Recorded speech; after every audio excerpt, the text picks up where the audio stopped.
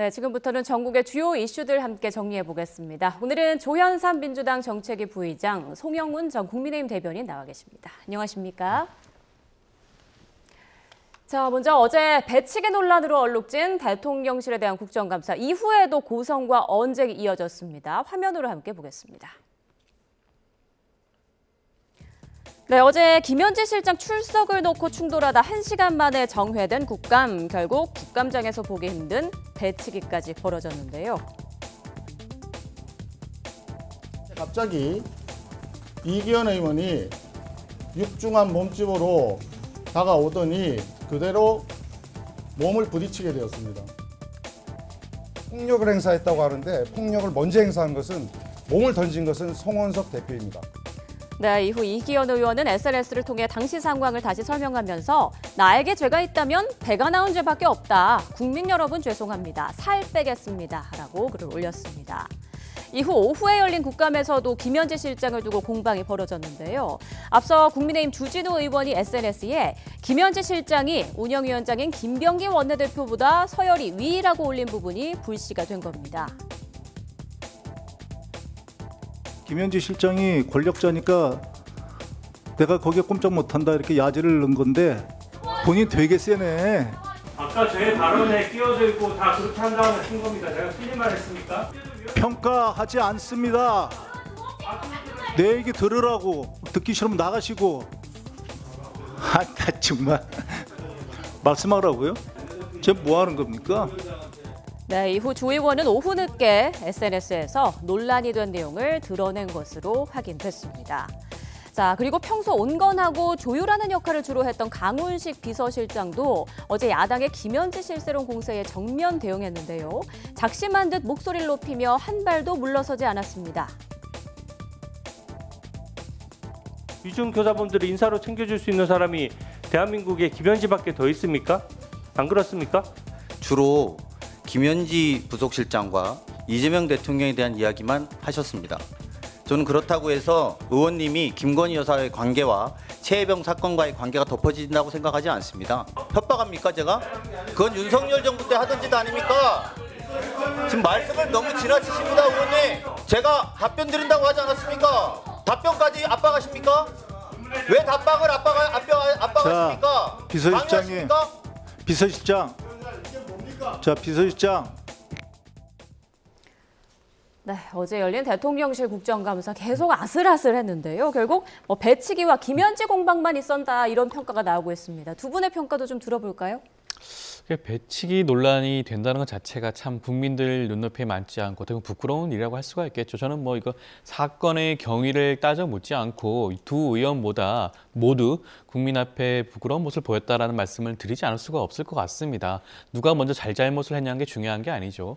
대통령실에 대한 국감 현장입니다. 아마 묻고 싶은 말도 많고 듣고 싶은 얘기도 많았을 것임에도 불구하고 사실 어떠한 얘기가 오갔는지 기억에 남는 건 전혀 없어요. 앵커님께서 말씀하신 것처럼 김현지 부속실장에 대한 얘기 말고는 전혀 없습니다. 물론 이재명 정부에서 이재명 대통령실이 워낙 일을 잘하고 있죠. 물을 게 없고 답할 게 없을 수는 있습니다. 그렇다고 해서 김현지 부속실장만 물고 늘어지면 이것이 국감 현장입니까? 국감은 야당의 시간으로 불리죠. 야당 입장에서는 국감 현장 시간을 잘 활용하면 어떻게 보면 이재명 정부에 대한 그런 어떤 모습을 보여줄 수 있는 그런 현장임에도 불구하고 이러한 시간을 낭비했다라고밖에 생각이 들지 않는 그런 국감 현장이지 않았나 싶습니다. 네, 김현지 실장밖에 물을 게 없느냐 이런 말씀하셨는데 김현지 실장 어제 결국 모습을 볼 수 없었죠. 그런데 대통령실에서 이재명 대통령이 국회를 존중하는 차원에서 김 실장의 운영위 출석이 가능하도록 경내 대기를 지시했다 이런 소식이 전해졌어요. 그게 국회를 존중하는 건가요? 경내 대기가 아니고요. 정말로 국회를 존중한다면 대통령이 했어야 될 지시는 자진 출석입니다. 경내 지시라고 하는 것은 경내 대기 지시라고 하는 것은 민주당과 역할 분담을 해서 민주당이 증인으로 채택되지 않도록 하는 악역을 담당을 하고 대통령실은 그래도 김현지 실장을 대기시켰다라고 하는 정치적 알리바이를 남기겠다라는 것의 다름 아니죠. 그리고 어제 실제로 결국에는 증인으로 나오지 않지 않았습니까? 협상 과정에서 어떤 일도 있었다고 하냐면 민주당 쪽에서 김현지 실장을 부를 거면 우리는 윤 전 대통령과 전직 행정관들 70명을 부르겠다. 이런 얘기까지 했다고 합니다. 그러면은 이렇게 민주당이 나올 것을 알고서 정치적 알리바이를 만들려고 하는 것이다. 이런 평가가 충분히 가능한 지점이라고 봅니다. 그런데 이런 식으로 계속 김현지 실장을 꽁꽁 감추는 것은 결국에는 정권에 두고두고 부담이 됩니다. 사실은 윤석열 정부에서도 김건희 씨의 도이치모터스 문제, 뭐 저 같은 사람은 2023년 말부터 이거 상설특검으로 풀고 가자고 방송에서 공개적으로 이야기도 드렸었습니다. 그때 해결하고 갔으면 여기까지 왔겠습니까? 마찬가지입니다. 지금 대통령실 안에서도 김현지 실장에 대해서 이제 힘이 급격하게 쏠릴 겁니다. 그러면서 내부적으로 많은 문제가 생겨나게 될 거고 그것은 시일이 지나면서 권력이 기우는 시점에 가면은 드러날 수밖에 없다라는 말씀을 드리고 지금이라도 정도로 되돌아와서 이 김현지 실장 문제를 해결해야 정부가 성공할 수 있을 것이다라는 말씀을 분명하게 드립니다. 네, 그리고 또 일각에서는 이 대통령이 김현지 실장에게 경내 대기를 지시했지만 결국에는 나타나지 않은 그 상황을 놓고 이런 분석도 내놨습니다. 개혁신당 천하람 원내대표 말 들어보겠습니다. 대통령 입장에서는 최소한의 체면 칠회 정도는 하고, 근데 이 체면 칠회 저 효과 없다고 봅니다. 왜냐하면 이 대통령실의 모든 말들은 다 무의미한 것이 내보낼 생각이었으면 그냥 총무비서관 자리 놔두면 됩니다. 민주당에서 위원장 쥐고 있고 다수 위원을 갖고 있으니까 안 부를 거다는 확신이 있기 때문에 역설적으로 거기 보낸 거예요. 그렇게 해서 약간 국합 배드캅처럼 민주당이 배드캅 해주겠지라고 하는 신뢰를 갖고 이재명 대통령은 국합 코스프레를 한 겁니다. 네, 이 대통령을 굿캅에 민주당을 배드캅에 비유를 했습니다. 어떻게 들으셨나요?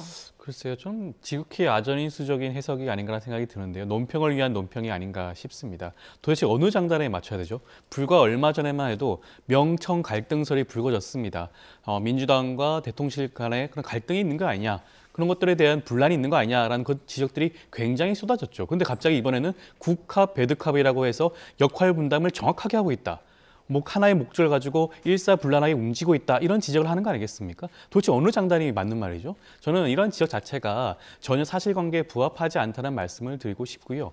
이재명 대통령 입장에서는 김현지 부속실장이 출석을 할 수 있도록 경내 대기 지시를 한 겁니다. 원래 부속실장은 대통령과 함께 움직이죠. 대통령 일정을 함께 수행하는 그러한 자리임에도 불구하고 그것보다 국회가 결정하고 합의하게 되면 출석을 해서 증인으로서 진술해라라는 것을 지시를 한 것이에요. 그렇다고 한다면 이재명 대통령 입장에서는 최선의 그런 선택을 했다라고 할 수가 있겠고, 증인으로 채택되지 않는데 국감장에 가서 말을 할 수가 있습니까? 아닙니다. 그 누구도 국감장에는 증인으로 채택되지 않으면 진술할 그런 권리가 없어요. 제가 갑자기 국감장에 가서 제가 하고 싶은 말 한다고 해서 받아주는 겁니까? 그렇지 않잖아요.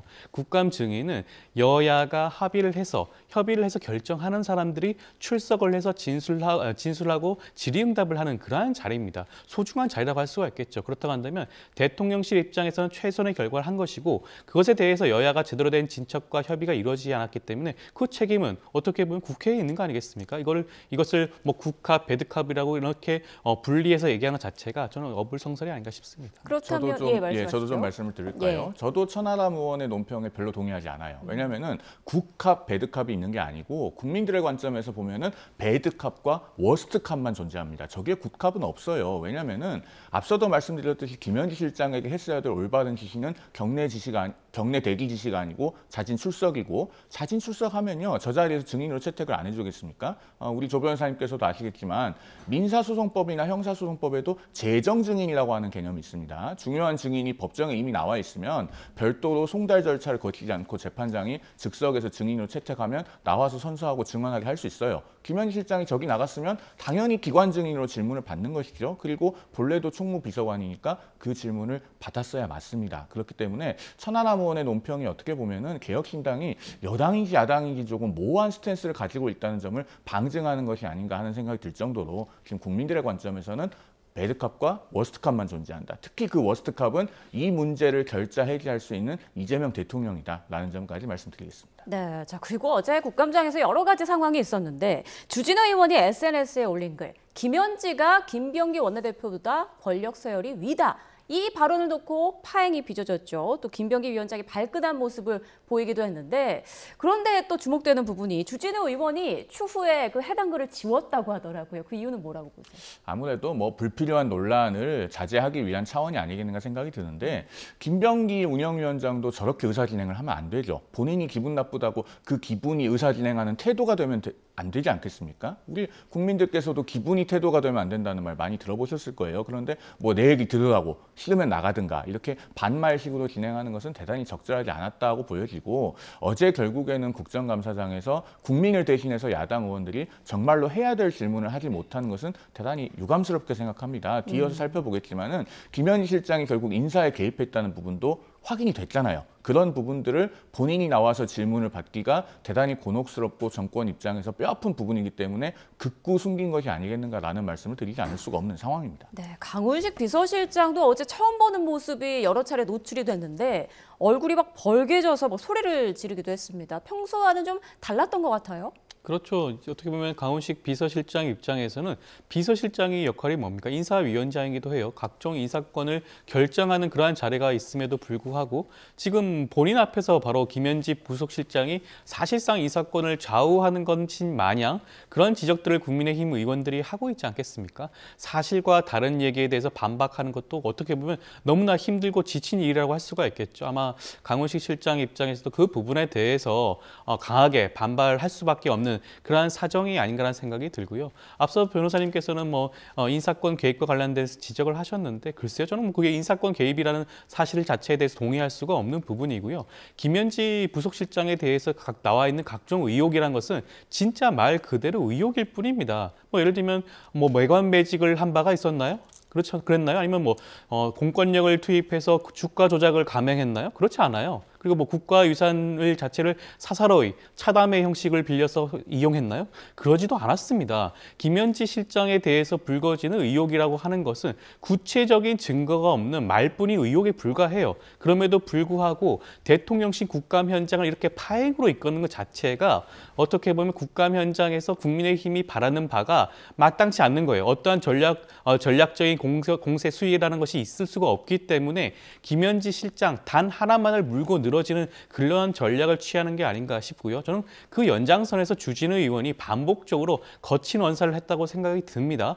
이틀막이라든가 아니면 김병기 위원장에 대한 그런 글을 국감 진행 중에 올린다는 것 자체가 그런 충돌을 오히려 유도하고 오히려 국감 현장을 파행으로 이끄는 그런 모습을 보여준 게 아닌가 싶습니다. 네, 송 대변인께서 미소를 지으시면서 뭔가 할 말이 있으신 것 같은데. 아니, 강훈식 실장이 결국에는 김현지 실장이 강선우 당시 여성가족부 장관 후보자에게 사퇴하는 게 좋겠다고 전화를 한 사실을 인정한 것 아니겠습니까? 그게 지난 7월 23일의 일이죠. 이런 것이 인사개입이 아니면 뭐겠습니까? 역대 어느 대통령실 총무비서관이 장관 후보자에게 전화해서 내려오시는 게 좋겠습니다라고 이야기를 할 수가 있었겠습니까? 그리고 자꾸 김현지 실장만 물고 늘어진다고 하시니까 제가 한 분 더 지적을 해드릴게요. 강유정 대통령실 대변인의 경질이 시급합니다. 왜? 강유정 대변인이 그 7월 23일에 뭐라고 브리핑했습니까? 원래 한겨레가 그 보도를 했었죠. 그 김현지 당시 총무비서관이 강선 후보자에게 전화를 했었다. 이 부분과 관련해서 강유정 대변인은 당시에